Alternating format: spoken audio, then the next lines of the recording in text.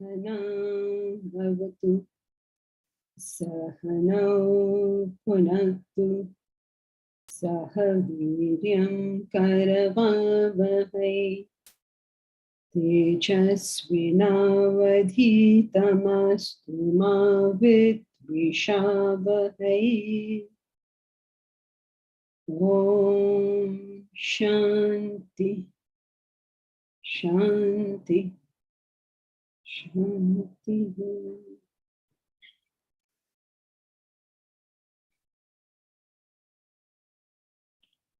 Together we'll chant Bhagavad Gita, chapter 11, verses 41 to 50.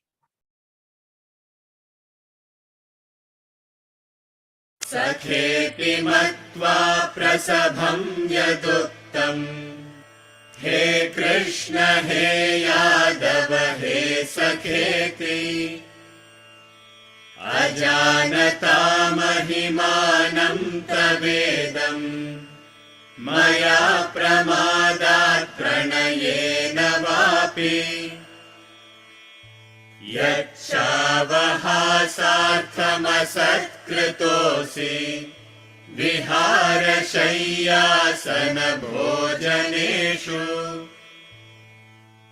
Ekothavapyachyuta tatsamarksham Tatshamaye tvamahamaprameyam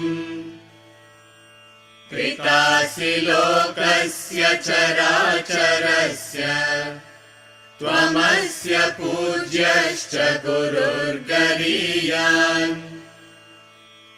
Natvatsamostyabhyadikah kutonyaha Lokatrayepya pratima prabhava Tasmat pranamya pranidhaya kayam Prasadaye tvamahamishamidhyam Piteva पुत्रस्य सखेव सख्युः प्रियः प्रियायार्हसि देव सोढुम् अदृष्टपूर्वं हृषितोऽस्मि दृष्ट्वा भयेन च प्रव्यथितं मनो मे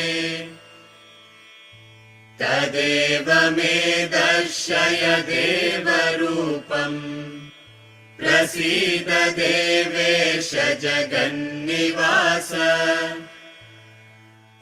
किरीटिनं गदिनं चक्रहस्तम् इच्छामि त्वां द्रष्टुमहं तथैव तेनैव रूपेण चतुर्भुजेन सहस्रबाहो भव विश्वमूर्ते श्रीभगवानुवाच मया प्रसन्नेन तवार्जुनेदम् रूपं परं दर्शितमात्मयोगात् तेजोमयं विश्वमनन्तमाद्यम् यन्मे त्वदन्येन न दृष्टपूर्वम् न वेदयज्ञाध्ययनैर्न दानैः न च क्रियाभिर्न तपोभिरुग्रैः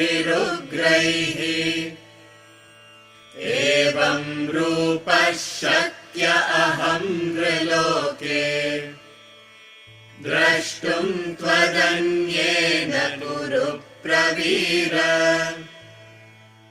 मा ते व्यथा मा च विमूढभावः दृष्ट्वा रूपं घोरमीदृङ्ममेदम् व्यपेतभिः प्रीतमनः पुनस्त्वम् तदेव मे रूपमिदं प्रपश्य सञ्जय उवाच इत्यर्जुनं वासुदेवस्तथोक्त्वा स्वकं रूपं दर्शयामास भूयः आश्वासयामास च भीतमेनम् भूत्वा पुनः सौम्य वपुर्महात्मा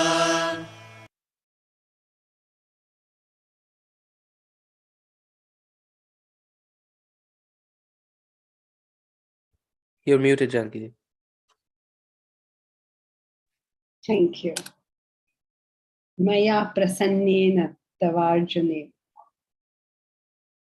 Rupam param. By my prasad, Maya prasadena. By my prasad, by my grace, you have seen this form. This resplendent, universal, infinite, primeval form. Tvat anena na drushtapurvam. No one has seen this before you. As a matter of fact, you do know that in the story, this form has been seen by people other than Arjuna. So how can the Lord make a false statement? Whatever he does, he cannot make a false statement. He cannot make a wrong statement. So it seems like, how is this possible? You have to stop and think about it. And then you realize that the statement is not incorrect. Why is it not incorrect when you know perfectly well that Yashoda saw the Vishwarupa Darshana? You remember the story where he tells her, I haven't eaten mud, and she says, I don't believe you, open your mouth, and she sees the whole universe in his mouth. So she's seen it. Then she goes to the court of Duryodhana, trying to tell him, please, what's wrong with you? Give your brothers their fair share. And Bhasa has actually pictured that very well. Bhasa is a ancient Sanskrit playwright. And as you know, Mahabharata and Ramayana have been retold thousands and thousands of times, and many artists have worked with that basic material.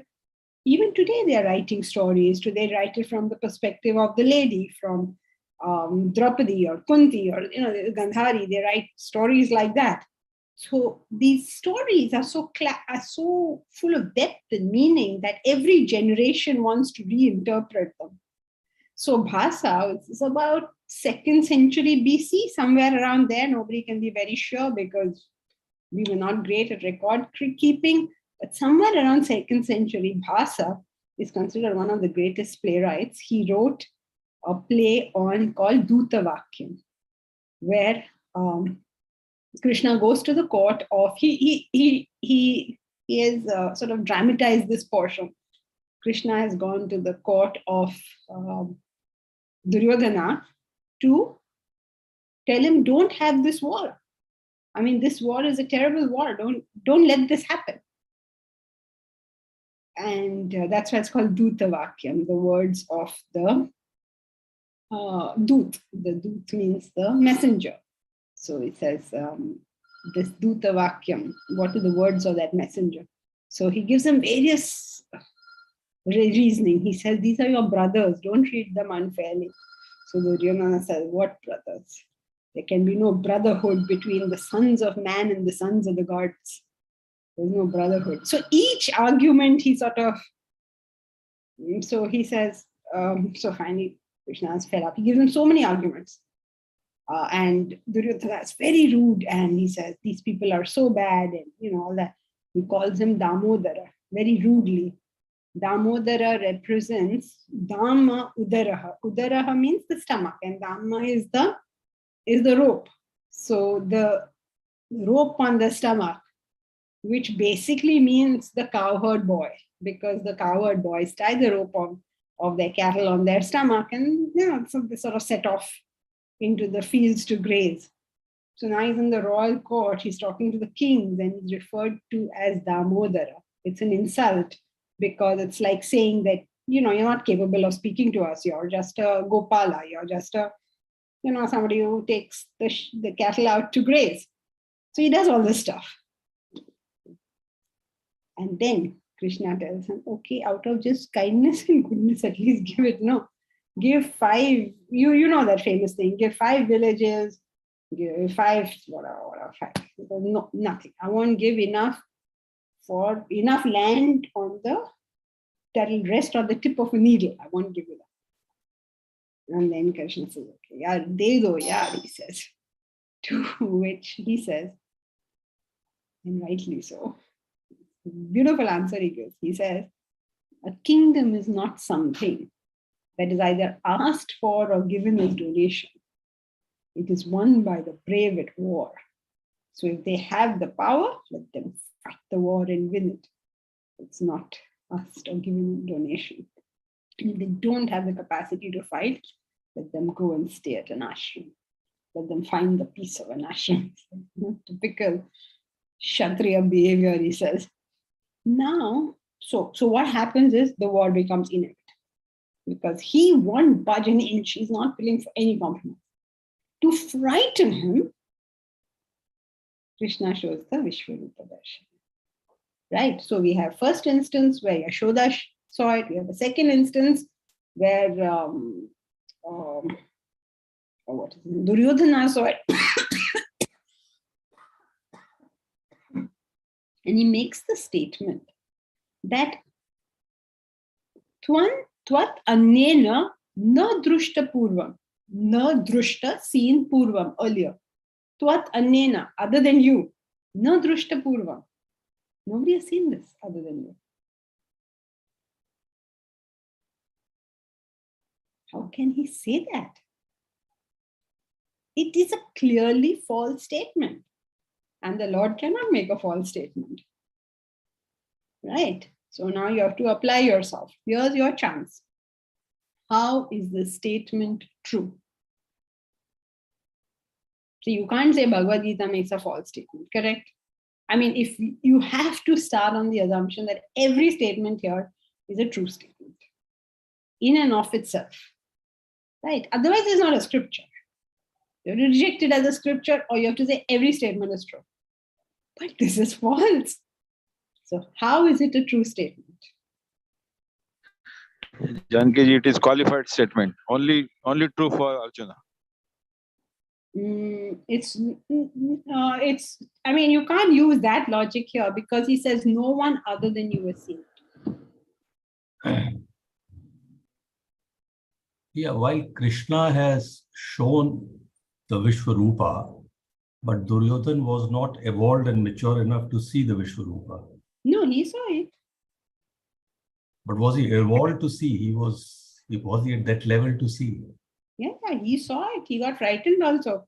You should read Bhasa's description. It's quite funny that his crown falls off, and he's got all vigilant, and his crown falls off, and everybody's running, and he tells them, catch this fellow. And they can't catch him because no matter how many times they try to catch him, that many Krishnas around them. So everyone says, I've caught him, but like nobody has caught him. Because Arjuna could see because of Krishna's grace. Mm-hmm. But so are we saying that Duryodhana saw this because of Krishna's grace? Yes, of course, Krishna made him see it. Okay. It was his way of what should I say? He did everything to stop the war. People say Krishna caused the war. Krishna didn't cause the war. He's done everything to stop it. But once war is declared, then he fought by the rules of war, not by the rules of peace, which is what we have to learn. He did everything. He left no stone unturned to prevent this war. The Vishwarupa Darshana isn't an objective thing that you see, but it depends on your mental. Very good. It's a mental image. Excellent. Fantastic. I didn't actually think somebody was going to get it. Excellent. It is a subjective experience. Remember that an objective experience is available for everybody. But a subjective experience, nobody but you can have, right? So though Krishna can throw what let's call for lack of a better word, let's say he throws a hypnosis over your eyes, what you will see will be very particular to you because it's a subjective experience. Excellent. I was not expecting an answer to this. So when we have a subjective experience, it is a dream. Okay? I could say nobody other than you has had this dream before. So it is a true statement, but everybody has dreams, right? So a subjective experience can only be understood by that person. And so when he makes a statement like this, which is so obviously false, it means that we have to stop and think, how can he say this? And if you realize it's the only way this can be true is that if it's a subjective experience, you realize that this whole thing has to have been a mental image of Arjuna. Otherwise, the statement cannot hold true. It just can't hold true. So, you have seen something. Rajneesh saying, oh, all my Delhi people. I'm going to meet all the Delhi people soon. In fact, today I'm going to Delhi. Where is, in chapter 10, verse 39, Krishna says that among Pandus, he is Arjuna. Among Pandavas, he is Arjuna. Does that mean Krishna is talking to himself in the whole? No. That's not what it means. That means that I am the best of everything. You didn't attend that chapter, Rajneesh. Everything he shows like that. I am the best, the greatest, the highest in everything. So among the Pandavas, I am the best. That's Arjuna. Among the Yadavas, I am the best. Just Krishna. Among the, yes, correct. He didn't say Shakuni. He said he was among the fraudulent, I am the gambler.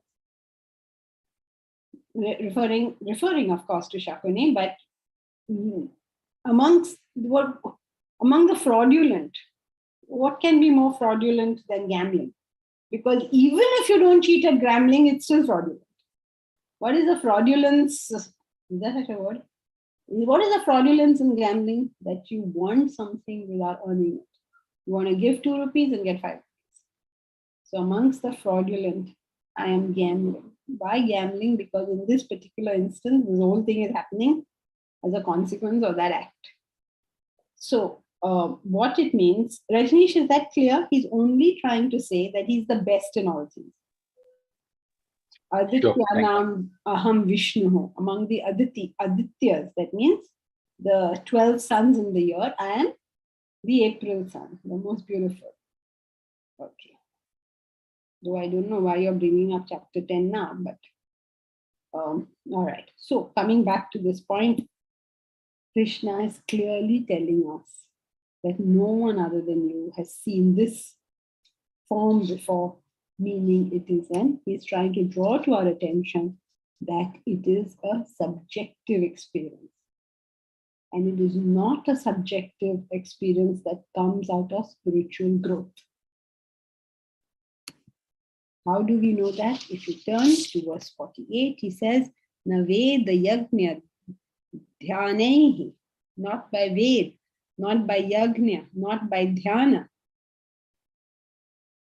Na danehi, na kriyabihi, not by rituals, not by danam. Tapo ugreihi, tapo ugreihi, with what should I say? With extreme austerities, means great discipline. With none of these methods, evam rupaha shakyam aham nriloki. This form of mine is possible to be seen.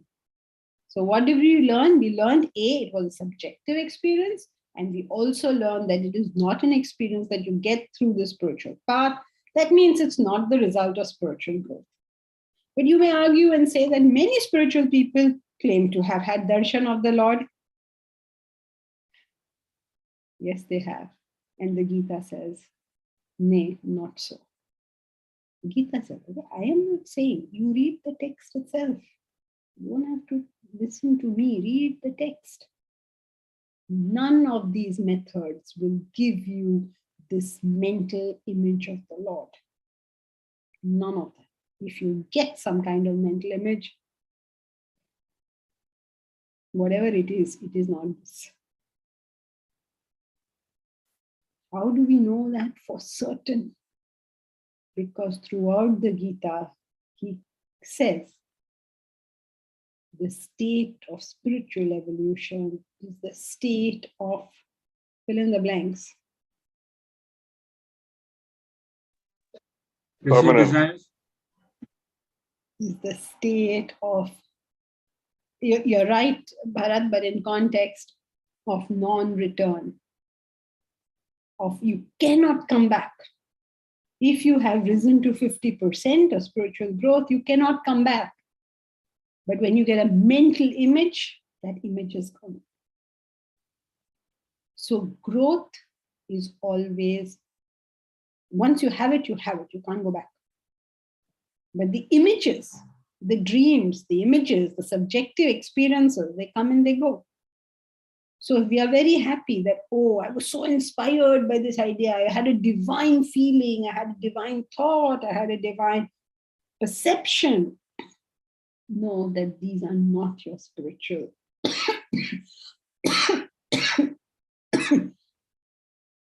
These are not on your spiritual path. Means is not on the path in the sense, nothing to do with your spiritual growth. Anybody can get any vision. If you think of something, you dream of it. What's the big deal? If it comes and goes, we don't want it. That is the essence of maturity. I don't know what spiritual growth. But we are not looking for any coming and going sort of story. We are looking for permanence.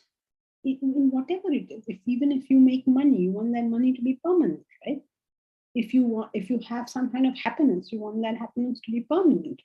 If you have a relationship, you want it permanent, no?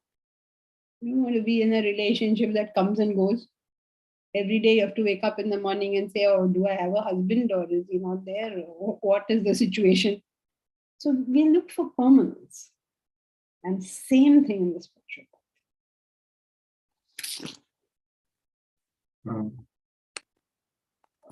Anuja. Is share market part of gambling? Interesting, Anuja. Is share market part of gambling?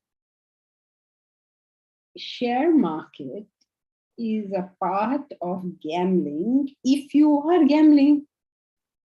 If you're not gambling, meaning you are doing your proper study and research and doing some long-term investments, you understand what you're doing, you're working at it, then it's not a gamble. Why is it a gamble? But if you do futures and options and you say, oh, this one is going up, and you go running behind it, and then something else is going down and you get very frightened and you sell it, all that is gambling. So how you're doing it on the share market determines whether it is gambling or not that you are on the share market. Did I see Urvi in class today? Thank you. Thank you. Thank you. Yes, ma'am. I'm here. Okay, wherever I think. You want to share your experience of the share market? I was just thinking on the same line. So it was a bad experience. Like when the market was up, I'm talking about like 10 years ago. So lost on somebody else's knowledge. I invested money and lost quite a bit of it. That's my experience. Yeah. So Urvi has learned through knowledge and experience. Yes, ma'am. So, share market is a wonderful thing to invest in the sense that it is the only thing that will beat inflation rates. But there is a method in it. And if we follow the method, it will do us well. If we don't follow the method, Ram Bharose. So we have to be careful. Prakash. Is subjective experience is temporary? Subjective experience is temporary.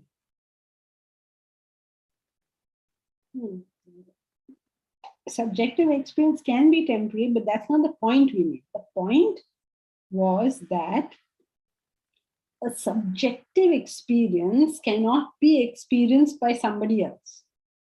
Suppose I have lost somebody very close to me, very dear to me, and it's hurting my heart so much, right?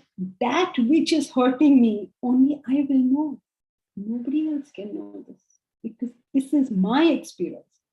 And it is, how am I going to tell you what this pain is? If I'm feeling lonely and I don't feel comfortable with anybody, how can I tell you what I feel?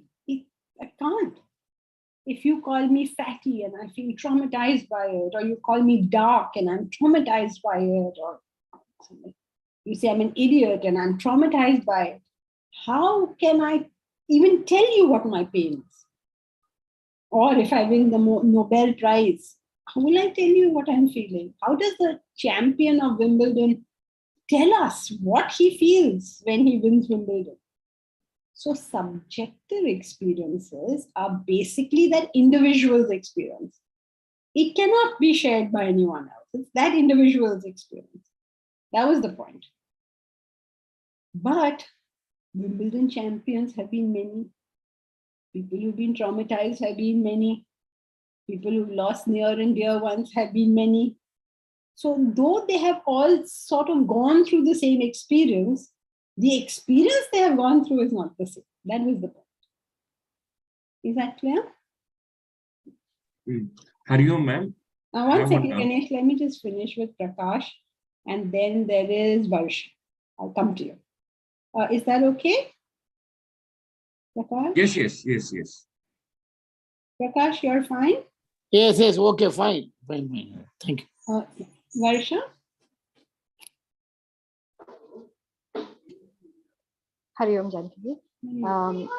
So in one of the shlokas, Krishna also says that this vision is due to my grace, not your ability or you don't deserve this.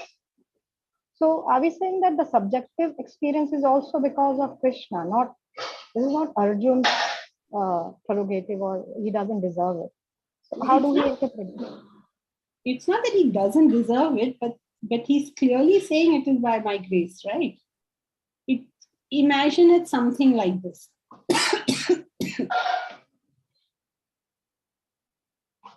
You go to bhajan sandhya. All right. Now that bhajan singer was so good that he made you go into an ecstasy of devotion. So the bhajan singer can say, it is by my grace that you're feeling this. Because had I not sung the way I sung, you would not have felt this. Got it? Or suppose what should I say? Suppose you go into a lion's cage. Okay, normally you're not frightened or anything, but for some reason you're in a lion's cage. In Mauritius, I had to go into a lion's cage. Can you imagine? It was my birthday gift. Go into a lion's cage. Why should I go into a lion's cage? I don't understand. But, well, it was a gift, so I went into the lion's cage. Now, when you're going into the lion's cage, and then when you go in, you're supposed to go and pet the lion, okay? Okay, Baba, you want me to pet the lion, I'll pet the lion. But now, suppose I'm terrified over there, and I was, good God, why am I doing this? And I'm terrified. And you know what they give you? They give you a stick. I don't know what that stick is supposed to do. The lion decides to attack you. What are you going to do with a stick? Vacuum? Tell him, how dare you attack me? What? So you're holding the stick and you're petting the lion. Right? Now the thing is, that terror which you could experience had you been petting that lion, because the lion is petting her, she can say, it is by my grace that you are experiencing this terror. So yes, this subjective experience can be given to us by other people, other beings. If you're frightened of a snake, the snake can say, many people are frightened of snakes. Do you know? Very frightened of the snake. I saw once, I was with somebody and she burst into sweat in terror. What happened? I didn't know what happened. Apparently, somebody was holding a snake and showing some demonstration, and this girl went like completely berserk. So the snake can say that Maya prasanne, by my grace, you are going through this experience. Okay, clear? Yes, Jan. Thank you. Now, Ganesh. Hari Om Janki ji. I was always wondering, what is the objective of this chapter? Because every other chapter, there is some learning like Karma Yoga, right? Fear, then we speak about Rajas, Tamas, then Sanya. What is the objective? Because, yes, Vishwarupa, it's subjective, right? So, generally, there's not much elements of subjective elements in Bhagavad Gita. So I'm always wondering, overall I've understood, right? We should not go beyond spiritual journey, but I just want your thoughts on this. Thank you. The Bhagavad Gita is a text that is written for every sort of person. It is not meant only for intellectuals to read. Everybody should benefit from it. Now, sometimes it does happen in life that, maybe you should stop making this division between intellectual and emotional, because then we get into other problems. Let's say all of us have an emotional side to us and intellectual side to us. Sometimes our intellect goes well beyond what our mind can absorb. So the mind has to do a little bit of catching up. Now, how can you make this mind catch up? It's not like you can tell the mind, chalo, jaldi karo, get inspired quickly. Can you tell your mind that? Your mind can't be told like that, right? So then you posit this imagery and all that. I mean, it's quite inspiring to read, right? The whole imagery is set up. That is the use of rituals and iconography and artistry and all the beauty associated with religion. See, you could get married by going to the registrar's office, signing a piece of paper, and then you're married. All right? And then you go home and you live your normal life. You're married now. So you know that you are married. Everybody also knows that you're married. You signed that paper. You are telling everybody I signed the paper and there's no reason to disbelieve you. But उसमें कुछ मजा नहीं है, right? So you will put some, कुछ तो करोगे, some flowers you will have. Maybe कोई पंडित जी बुलाओगे, maybe कोई dinner के लिए जाओगे. Something you will do. Why are you doing all these other activities? You're marking it as something important so that your mind also goes along with it. So all the rituals, all the beauty, all the doing this and doing that is just a way of making the mind go along with things, getting the mind involved. Thank you so much.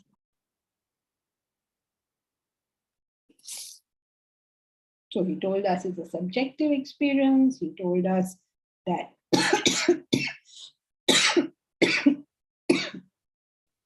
that it cannot be obtained by spiritual sadhana. And he says, nobody other than you, O Kuru Pravira. Kuru Pravira. Veera, hero, a brave person.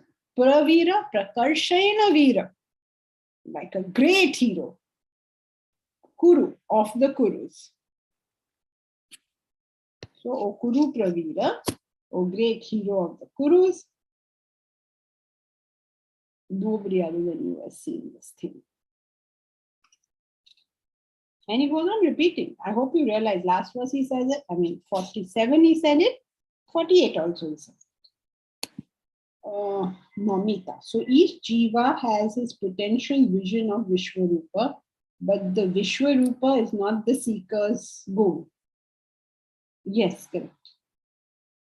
Each jiva, why jiva, Mamita? Each human, and I don't know whether animals can see it, and mosquitoes see Vishwarupa Darshanam. I don't know, maybe, I don't know, but sounds a bit tough, right? So I wouldn't use the word jiva. When it comes to philosophy, every word you say counts. So each human has his potential vision of Vishwarupa. Yes, and you will see your particular vision. But the recommendation is please don't see all these things. Otherwise, we might have to send you to the psychiatrist. So don't see all these visions. Get on to doing the sadhana.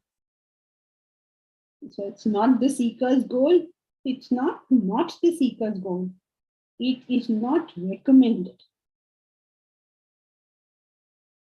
It is not something that we should be in any way having something to do with. Because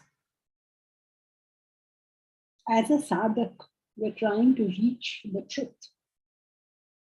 We're not trying to go away into a further dream. The dream is, I can't say less real because there's no such thing. The dream is a dream, right? And this is our reality. So this is a higher state than that dream. So we don't want to go to the dream. We want to go to the state which is beyond all conditioning. We don't want any further conditioning. So it's actually considered to be an interruption in the path. Because remember, it's very emotionally, it involves your emotions so much that it's taking you away from the path. But what we want to do is involve our emotions so much that it takes us on the path. That's what we're trying to do. Okay? Yes, Jankaji, this is completely contradictory to I just had no idea that this is what the Vishwarupa Darshana is about. Thank you so much. I mean, is about means you have to read it for yourself. I am not making up any story. You are reading it up for yourself. So it is an interpretation, but when you read it for yourself, you decide whether this one is correct or that is correct. It is not like, how should I say, we are right and you are wrong. But you can sort of see that. I mean, whenever these masters repeat, they're trying to emphasize. So you will see, it says, nobody but you has seen it. Nobody but you has seen it. What are you saying, nobody but me has seen it? Arjuna didn't ask him that. What do you mean, nobody but me has seen it? So many people you've been showing it to. If he was his wife, he would have said, really? You're saying, you love me alone. You went and told that one you love him. You went and told that one you love him. Now she has said, no, Arjuna, poor fellow, is too terrified over here to say anything. But clearly not correct. So therefore, it can only mean. So he says, oh great hero of the Kurus. Why? Because he's boosting Arjuna. But he's also talking to us. So he's saying, chill, okay, you guys don't take this too seriously. Okay, 47, 48, clear to everyone. Any questions or shall we go to 49?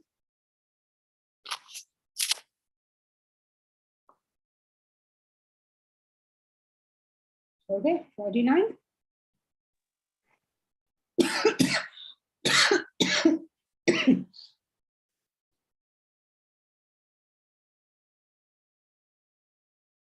Mate vyatha macha vimudha bhavaha društva rupam ghoramidham mamedam vyapetadhi pritamana punastvam tadeva me rupamidam prapascha Mate vyatha macha vimudha bhavaha društva rupam ghoramidam mamedam vyapetadhi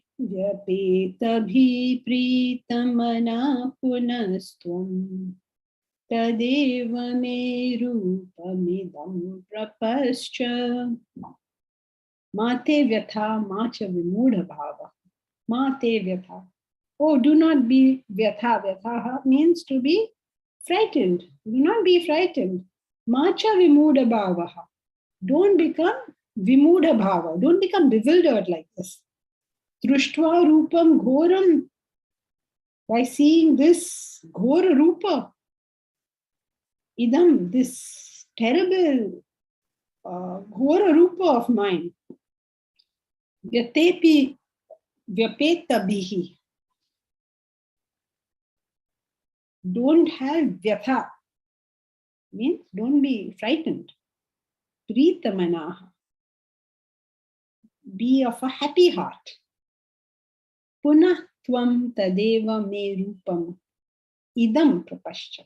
Punaha, again. Tat eva rupam. That indeed, that alone form.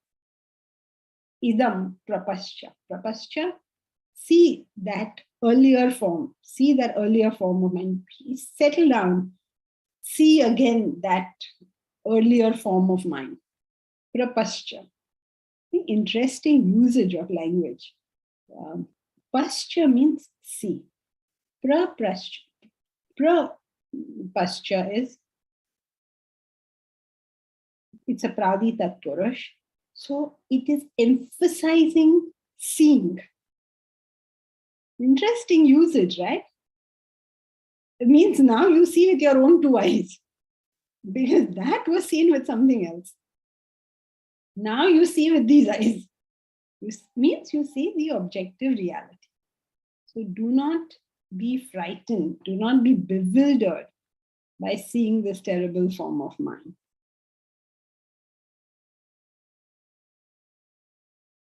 It is like, a child goes into the dark and sees a ghost or something. What will the parents say? Be not frightened, be not bewildered. Come, let us put the light on and you see things, see what is there. It's exactly that sort of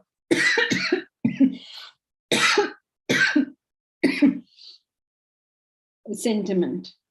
And philosophically, you understand, right, why he's saying. Then you have asked for something well beyond your depth. In other words, don't accelerate on the spiritual path. You will genuinely feel frightened. I was speaking to somebody from class yesterday from Delhi. And as you know, I'm going to Delhi, and so we are organizing stuff happening over there. And she was trying to tell me how people are simply not interested. And one of the things she hears, which I've been hearing now for 35 years, since 1988, I'm doing this. 35 years. Failure, total failure. People are saying to her, and in society are saying, नहीं, अभी तो बहुत जल्दी है, हमको वैराग्य नहीं चाहिए. We have not explained what is vairagya.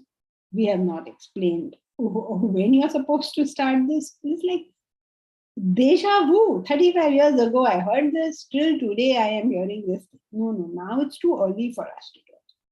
हमको अभी वैरागी नहीं बनना है. Do you know what you're saying when you say, I don't want to become a vairagi? You're saying, I don't want to be a happy person. Because the only person who's capable of happiness is a vairagi. So, why do these people get so frightened of the spiritual path? Because in their mind, they have this notion that if I go there, I have to give everything up. Imagine telling a child that when you grow up, you won't play with toys. That child will get terrified and run away, right? They'll say, I don't want to grow up. But then why doesn't the grown up play with toys? I'm sure nobody in this class plays with toys, right? Does anybody in this class play with toys? Shilpa, do you play with toys?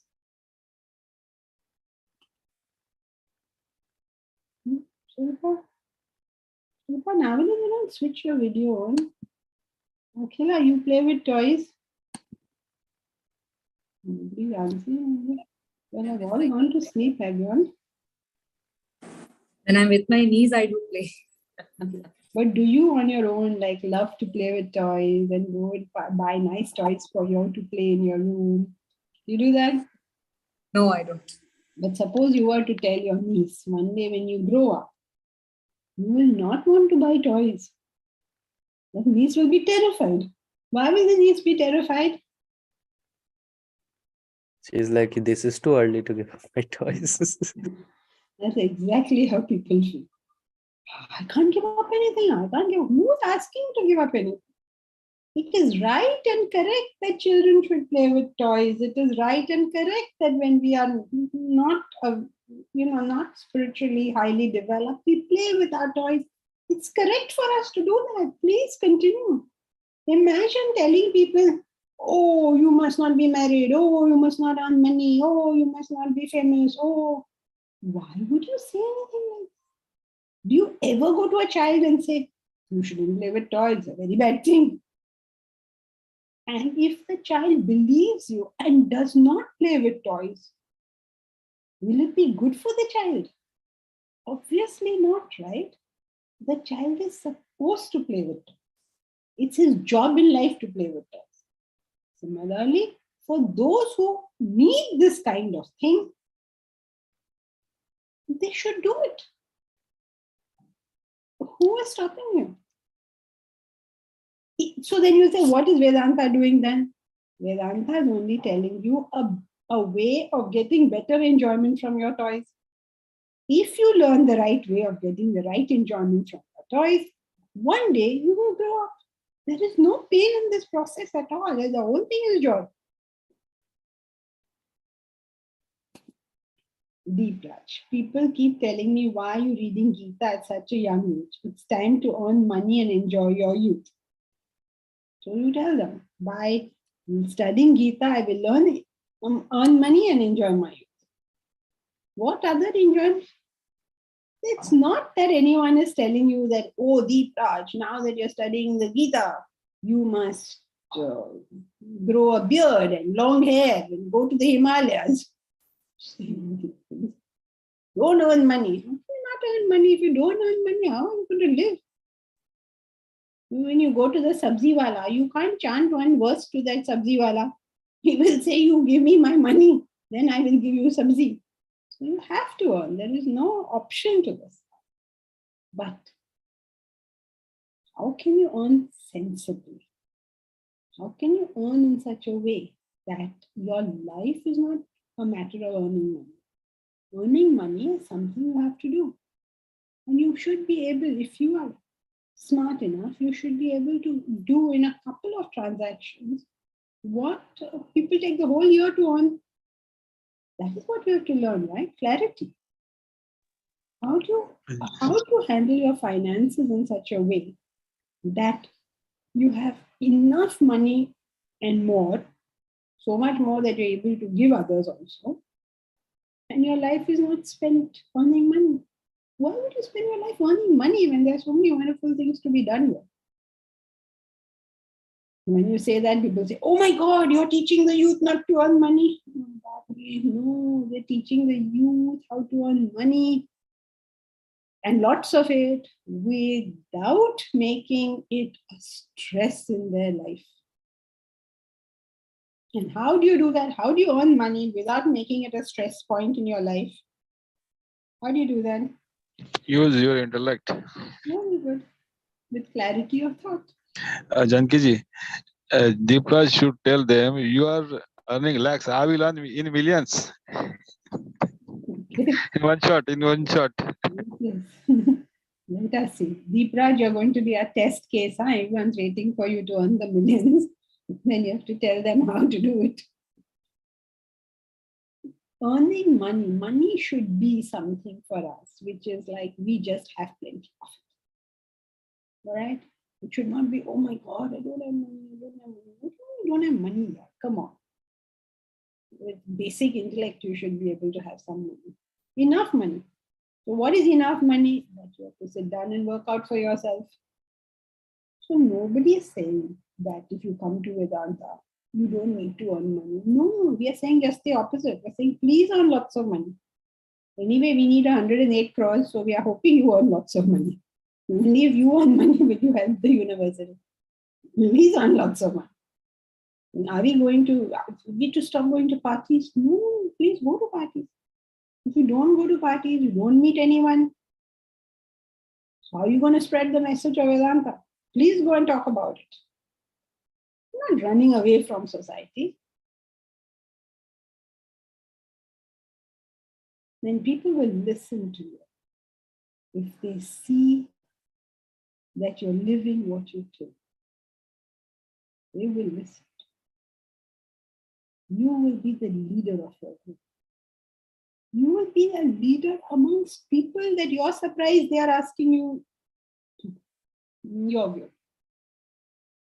All it takes is that we develop clarity of thought. That's all it takes.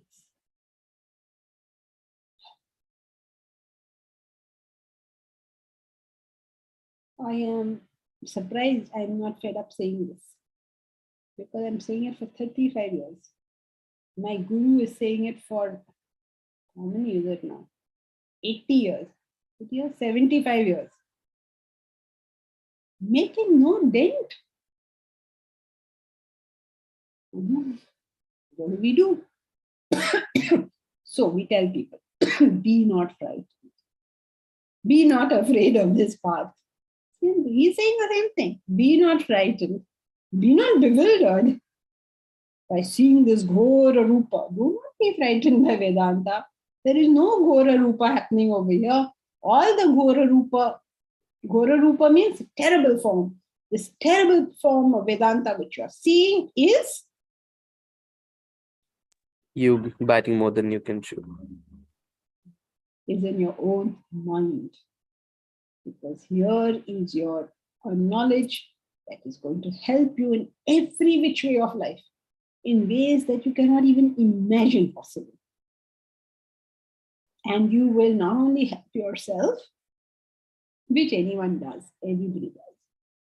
You will help everybody else. In fact, I'm thinking, okay, you guys can help me with this. So many years we spend, how great Vedanta is. Nothing is happening to anybody. So nobody's believing us. So can you send a video? Okay, let's do this. People are all willing to help. Can you please send a video saying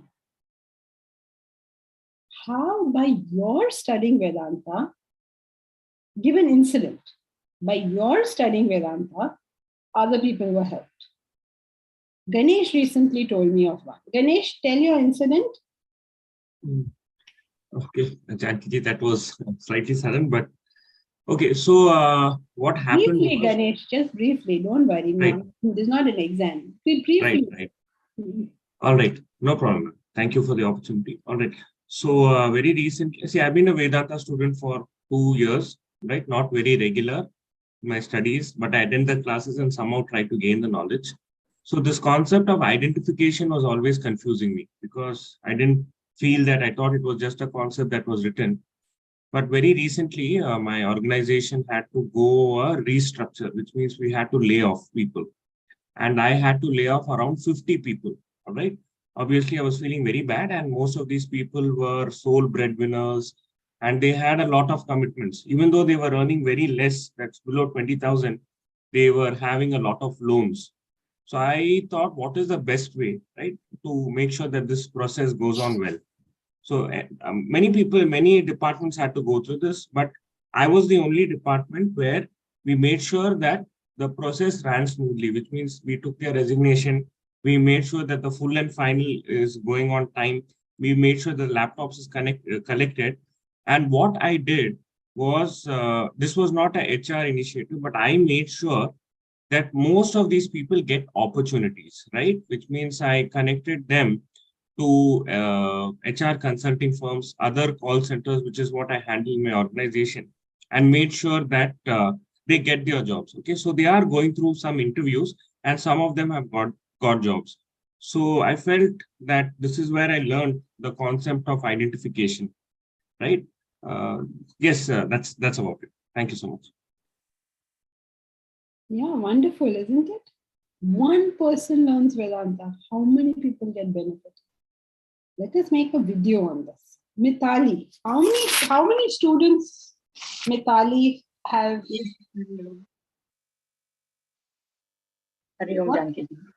How many students do you think have gone through your? She has started. Why don't you tell everybody what you have started?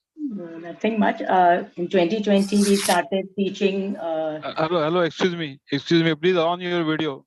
Oh, yes. Okay, 1 minute. Wait.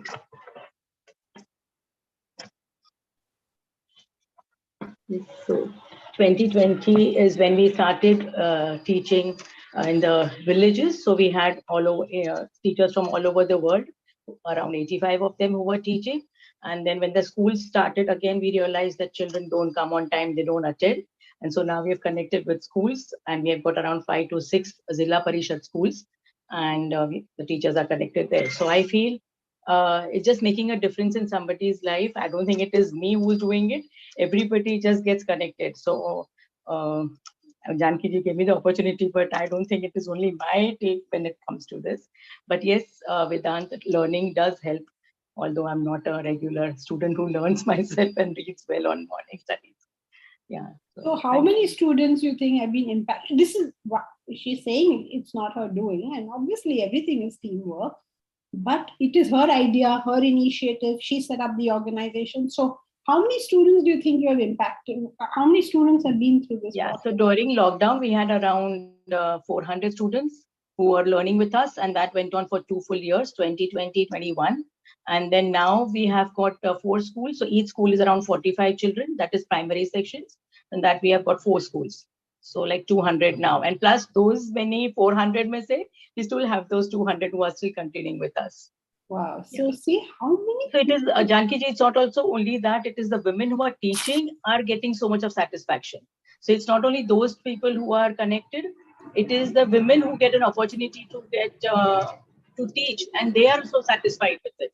So it is a win-win situation, because they were getting bored at home, they were not doing what to know during lockdown. This also helped them. And today we also have women education with those same parents who were with us. So we have around 69 women who are doing online English learning with us. And that's, so that is another. Where is the location? Where is the They're location? In which state? The villages in Maharashtra. Okay, okay. All in Maharashtra, and teachers are all over the world. So we have maximum teachers from Dubai, because the time slots fits them very well with the school timings. wonderful, isn't it? How many, one person studies Vedanta, how many people are benefiting? And I'm sure all of you all have your own stories. It just happens that, I know these two, but how many people are benefited? How many families did well? How much? But let us all just study it now. And imagine if we all grow, how much benefit we can do to how many people. Think of somebody like Swamiji, okay? He has created, I don't know, maybe 1,000 students who can, who have studied the course, and they studied the course. Maybe some of them teach, maybe some of them gone back to work. Imagine the benefit that is created in our society. So instead of getting frightened of these studies, instead of getting all worked up, oh my God, oh my God, oh my God, let us do it. Mitali was she hasn't gone to MBA school to learn how to do this. She just had an idea to help people, and how many people are benefited. And like this, so many. There are other cases, as I'm seeing my screen here and I'm seeing names, I am seeing other people who have done things, but that's more in the family circle, and have managed to survive extremely difficult situations. So one more thing I would like to share, Janki ji. It comes like this, that you think about idea of children they were not having a school, so we had their online. But Vedanta makes you think even beyond that, as while you're talking, I feel that, because now schools have started, so okay, so what next? So you start thinking about it. It makes you work harder towards something where you feel it is going to be benefiting, and you keep experimenting it, and things will work. Is another thing I wanted to share, So if schools are not there, then how does? We have teachers, we had the resources, but they could not teach because children were not there. So then the next would be this. So that is one more advantage which I feel, having keep listening to you as a guru, is clearly thank you to you that we are getting to this space. Yeah, thank you. So anybody of you have a story, both of you included, please send us the video. Let us show people that few people learn Vedanta, how many will get benefit. Okay, so please do that. And I'm going now to, so where were we? So to conclude the class. So having seen such a terrible form of mind, be not bewildered, fearless, see again the original form. That means if you take it in terms of your study, do not be frightened of the study. Understand that all this fright is created by some mental hang-ups. And if you come back into the right position, this will only be a gladdened heart. You have been benefited, everybody else has been benefited. Okay, so that's what this verse is about. Now, incidentally, I am going to Delhi today. Any one of you, we're running a course at Rishihood at the moment for their students. Any one of you have any ideas of what we can do in Delhi, how we can spread our work, please get in touch with me or with Bharat or with Arun Sehgal or with Sanjay Sen, whoever you know, and let us see if we have any good ideas. Since I'm going to be there for 2 weeks, we can do something over there. Okay, so that's it.